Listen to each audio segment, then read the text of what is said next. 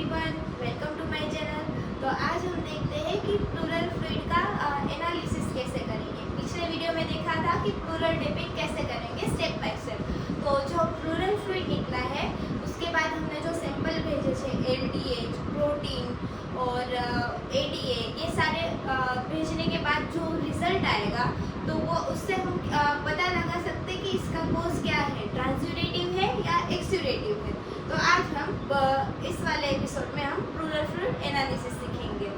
तो पहले तो प्लूरल फ्लूइड होता क्या है, वो होता है विस्टल प्लूरा और पैराइटल प्लूरा के बीच में जो ये फ्लूइड होता है उसको बोलते हैं। नॉर्मली मिनिमल होता है, पर वो जब इंक्रीज हो जाता है तब उसको बोलते हैं प्लूरल इफ्यूजन।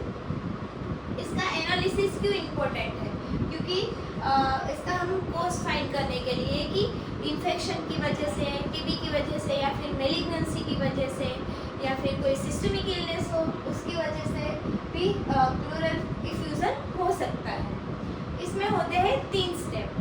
तो स्टेप 1 में होगा लाइट्स क्राइटेरिया, ये बहुत इंपॉर्टेंट है। लाइट्स क्राइटेरिया में ये 3 क्राइटेरिया आते हैं।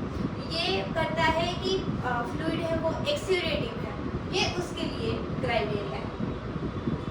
तो इसमें क्या है, पहला पॉइंट तो प्लूरल प्रोटीन और सीरम प्रोटीन का रेशियो 0.5 से ज़्यादा होना चाहिए। दूसरा है कि प्लूरल एलडीएच और सीरम एलडीएच ग्रेटर देन 0.6 होना चाहिए।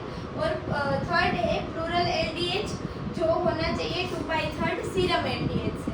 अगर ये 3 क्राइटेरिया फुलफिल हो रहे हैं लाइट्स क्राइटेरिया के, तो वो होगा एक्सयूडेटिव कोज। और एक्सयूडेटिव कोज में आते हैं मेलिग्नेंसी, टीबी और न्यूमोनिया जैसे कोजेस। तो ये था पहला तो स्टेप फर्स्ट। फिर स्टेप 2 क्या है कि उसके हम कलर वाइज भी हम डिवाइड कर सकते हैं। जैसे कि अपीयरेंस अगर क्लियर होगा तो होगा ट्रांसयूडेट, टर्बिड होगा तो होगा इन्फेक्शन, और फिर ब्लडी होगा तो वो होगा ट्रोमा या मेलिग्नेंसी के कोज हो सकता है। सेकेंड होगा प्रोटीन, अगर एक्सयूडेटिव कोज होगा तो प्रोटीन ज़्यादा होगा और ट्रांसयूडेटिव कोज होगा तो प्रोटीन कम होगा। और थर्ड पॉइंट है एलडीएच। तो एलडीएच क्या होगा, इंक्रीज होगा इन्फेक्शन में। मेन पॉइंट है इसका ये थर्ड स्टेप, जो स्पेशल जैसे कि पर्सन को या पेशेंट को ये स्पेशल अगर कुछ अलग ही डिसीज है, सिस्टमिक इलनेस, तो उसके द्वारा अलग अलग टेस्ट करवाने हैं हमें।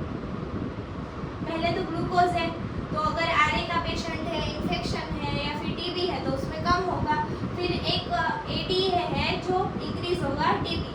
और मैं आपको एक क्लिनिकल एडवाइस ये देती हूँ कि इंडिया में टीबी बहुत कॉमन है, तो जो भी प्लूरल इफ्यूजन का केस आए अगर या उसका प्लूरल टेपिंग हो तो हमें एडीए भेजना ही है।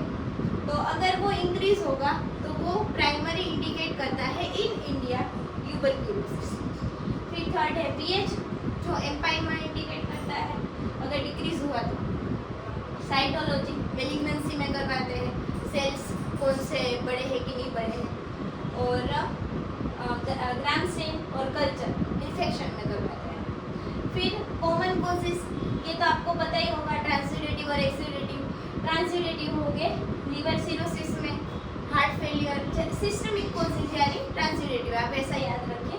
और एक्सयूरेटिव में हो गए मेलिग्नेंसी, टीबी, न्यूमोनिया जैसे कोजेस। तो आई होप कि आपको प्लूरल फ्लूइड एनालिसिस समझ में आ गया होगा। ऐसे ही एजुकेशनल वीडियोस के लिए